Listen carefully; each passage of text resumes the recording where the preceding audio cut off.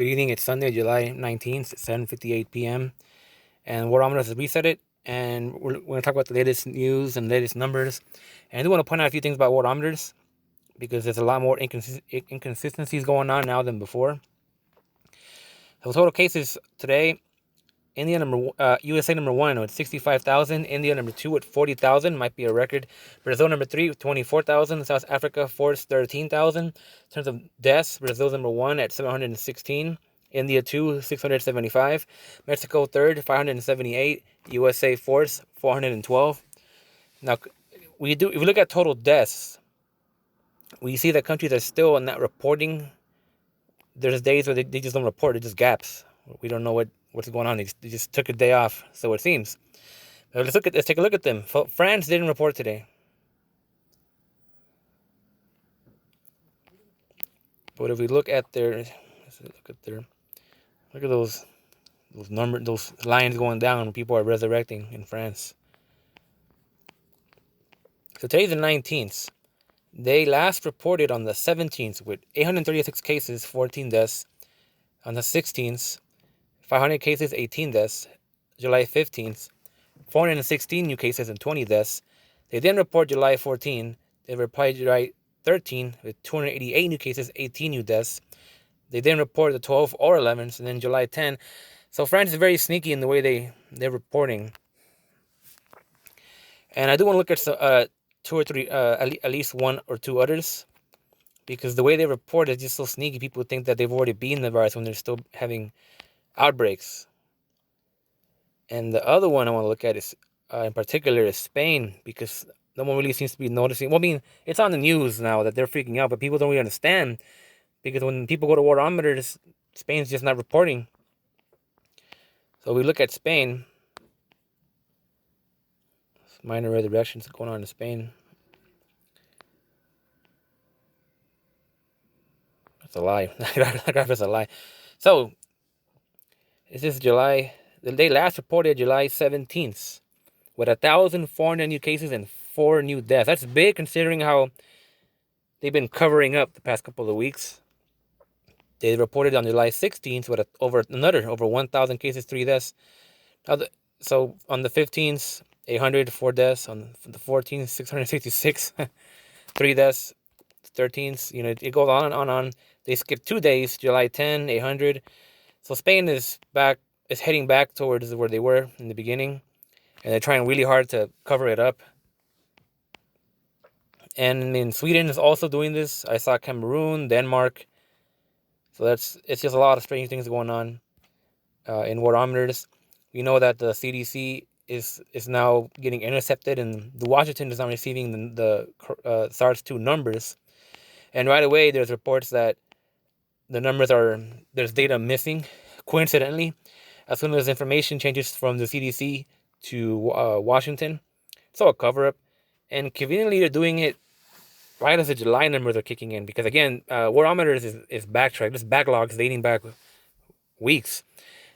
And now that the July numbers are kicking in, Washington wants it to take a look at them first to control the narrative instead of just handing it over to the CDC how they usually did.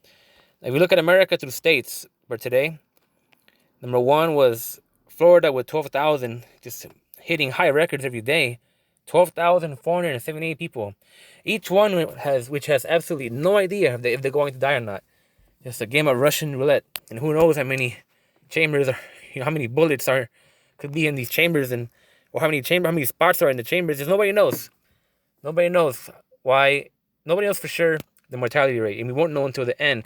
Anything being said now, like people are saying that the virus has a 0.00, no, that's just completely garbage. We won't know the mortality rate till the end. Everything until then are unreliable and unreported and often manipulated case numbers. So Florida's number 1 with 12,000. Texas is second, 8,000. California third, 8,000. Georgia fourth, 3,000. In terms of deaths, Florida is first with 87. Texas is second with 56. California is third with 11. It doesn't make any sense. Georgia at 5 deaths. So what happened in California? That's kind of interesting. It's too much of a dramatic change unless it's backlogs or something. So Imperial didn't even report. The accuracy, the transparency is just, it's not there. LA was the only one that reported deaths. That's a nice fairy tale. And then there's that one county, Modoc. It's hailed as the only county that doesn't have cases. I don't know where Alameda, Berkeley is, but Modoc was under the news as paraded as the number one count, the only county in California that's beaten the virus with no cases. Well, guess what? Modoc's only done 646 tests, so it's obvious why they have nobody positive there. They're not testing.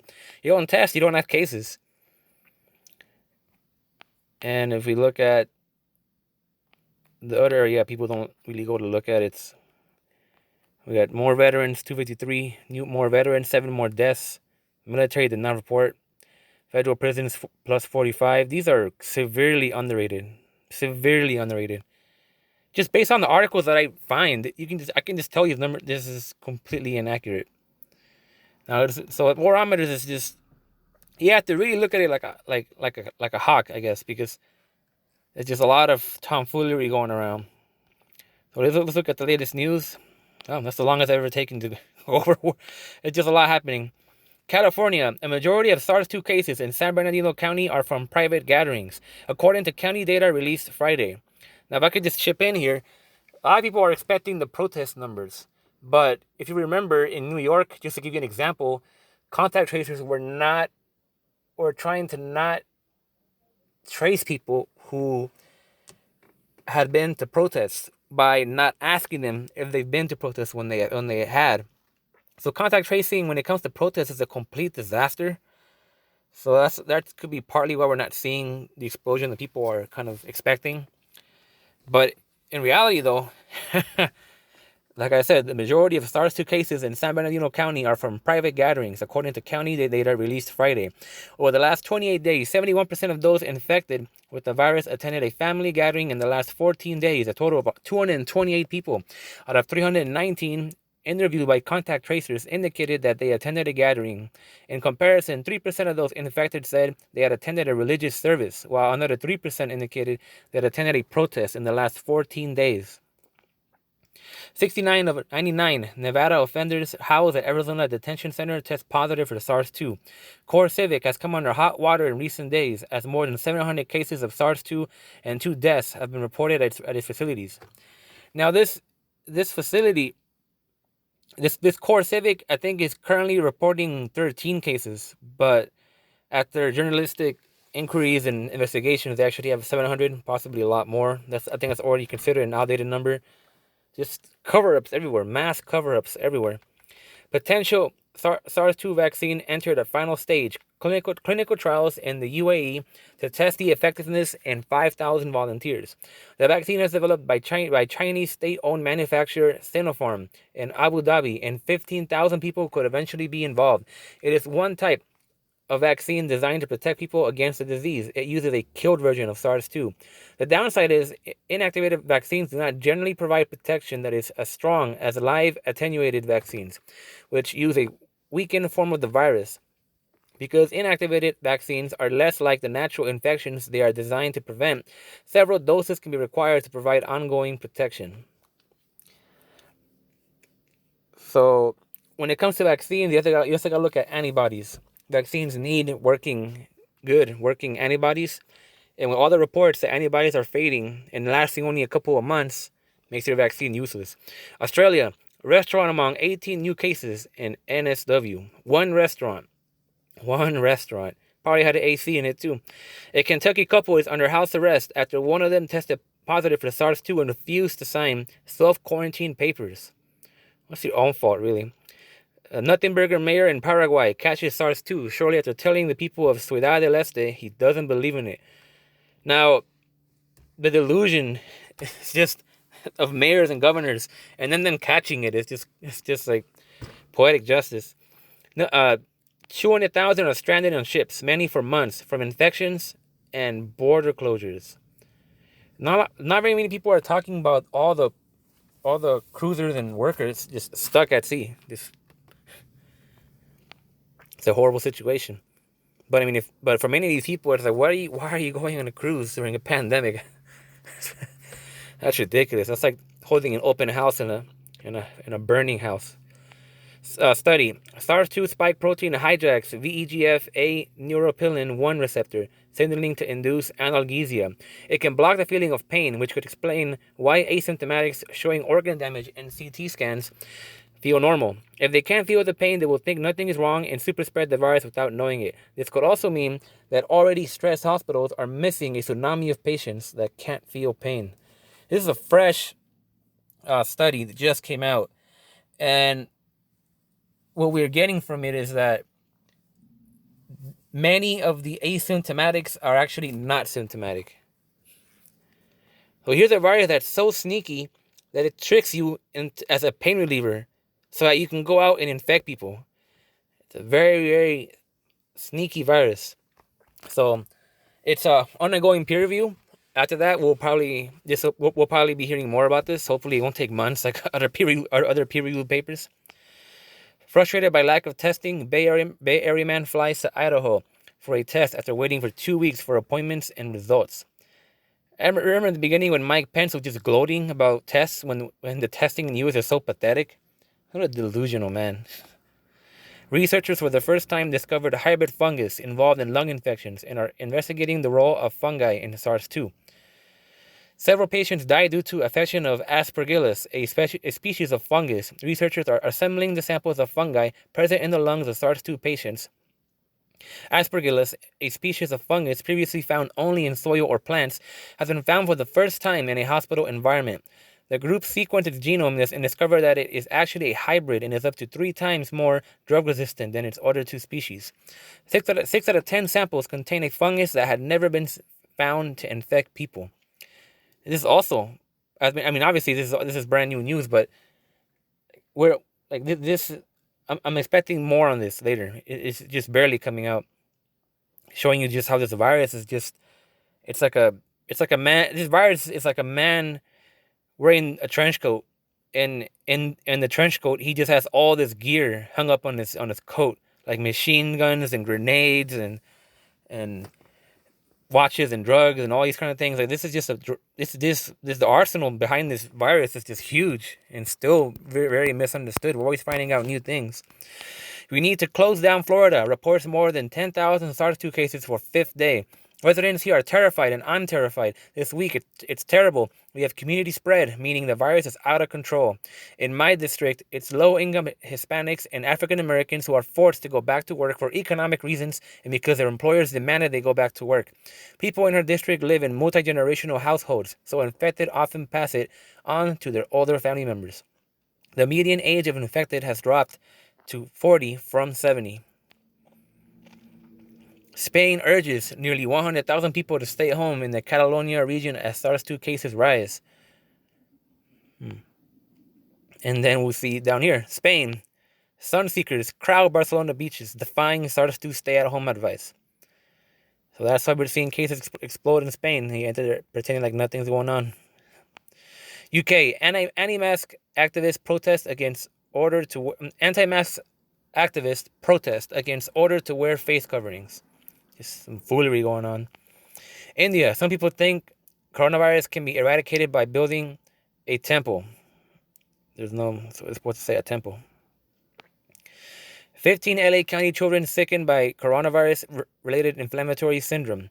Multi-system inflammatory syndrome in children can cause the heart, lungs, kidneys, brain, skin, eyes, or gastrointestinal organs to be inflamed.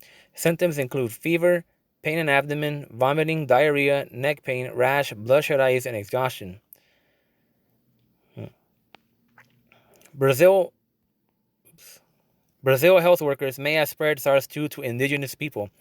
Many infected people assigned to care for the indigenous have been infected, exposing remote communities to the virus.